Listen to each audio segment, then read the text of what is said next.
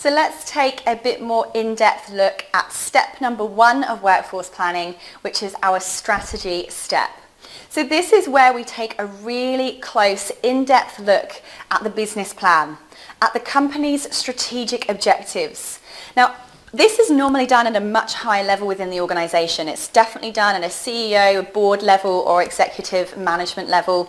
And this is where we have a lot of problems because these big overarching objectives and directions of the business are done at such a high level that are not passed down, and therefore the workforce planning to actually meet those strategic objectives, the people are what makes it all happen, are not put into place, and therefore the departments at the bottom are finding themselves constantly having to react to something that they don't know what it is they're trying to achieve. They are driving in a direction without actually knowing what the destination looks and feels like. So the more we can ensure that these messages are passed down, the better and more efficiently our business is actually going to run, and the more likely it is that those strategic objectives are actually going to be met. So we need to be asking ourselves, where is it that we're actually going? How many people and what type of people do we need at each of the stages within our operations to actually achieve those? We need to do what Stephen Covey says, which is to begin with the end in mind. One of the number 1 habit of highly effective people, according to Stephen Covey. We need to know where we're going. Top-end management need to pass that down, and people right at the bottom need to understand how it is that their particular job role contributes to that overall strategic direction. This stage could also include looking at what are the major trends within our industry. What changes are going on out there? Are more projects and more money being spent? Is work increasing in this particular space, or is it starting to die down and decrease? We also want to be looking at changes in legislation and also changes within our organisation. What are our growth strategies? Are we looking to increase? Are we opening more offices, more sites, more locations? Or are we actually going to try and reduce and outsource so that we know, again, what our workforce projections are going to look like and in what particular areas, so that we know what kind of people we're going to need to bring in and at what stages.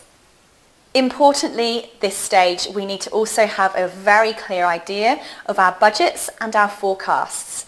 This, like I said, when we're talking about capacity and capability, is what allows us to actually make decisions over, well, how many people are we going to need? If our budget is smaller, obviously we're going to need less people, which means we're going to have to make sure they are much more multi-skilled.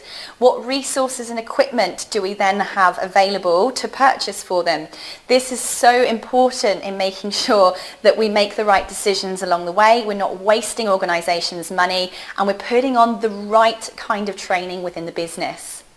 We're going to ask ourselves at this stage questions like, are we developing the entire workforce? Are we looking at a huge project that looks at different sites across huge geographical locations, even globally? Or are we focusing just on one particular type of job role? Perhaps you're only going to focus on your highly skilled area and job roles within the business.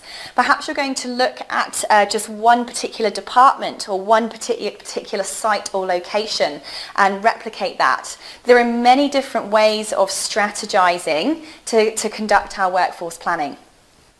So there are a number of sources of information that you can go to and places that you can go to within your business in order to help this strategy section of your workforce planning. So you have a look here. This is not an exhaustive list by any means, but hopefully this will help you see where it is that you can start to find more information for your strategy building. So, you can look at your existing and future contracts and subcontracts, legislation, your existing business plan. You also might want to take account of not just the overall umbrella organizational strategic objectives, but also what's called the key result areas, the KRAs. These tend to come down to a more departmental level. Underneath that, you then have key performance indicators for your specific departments, and of course right down to your particular individuals. You may be looking at the job descriptions of your particular workforce and job roles within your organisation to see how that can change or affect your strategy. You may look at the mission statements, the vision statements and the values of your business to inform your strategy. Management systems, processes and procedures. This is a really important part of the capacity side of your strategy, because if you don't have the right systems in place, the right processes and procedures for these skills, for this knowledge, for this expertise to be implemented in people's everyday job roles, then again you are going to fail to meet these strategic objectives of the company. What timeframes, projects and milestone phases do you have within each part of your business, within each major project? Do you have the right budgets and forecasts available? Do you have the sufficient organisational structure to actually support the strategies and the workforce planning that you have? What are the demographics of your workforce? Perhaps you can look at the age, the gender. It may be, for instance, that you've got a large portion of females between the ages of 20 and 35, which means you may have maternity things to consider. You may have to be thinking about how can people job share and pass on knowledge and work in a way that means that you're not going to suffer in the business nor lose your best workers as a result of those pregnancies and childbirths. What are the industry trends? What employment and retention and succession strategies do you have in the organisation? And what safe working practices, training plans, partnerships and future considerations do you need to make in this particular phase of the project? So that sums up our strategy stage. Hopefully that's given you a great idea of where you can begin in your organisation when it comes to getting this right.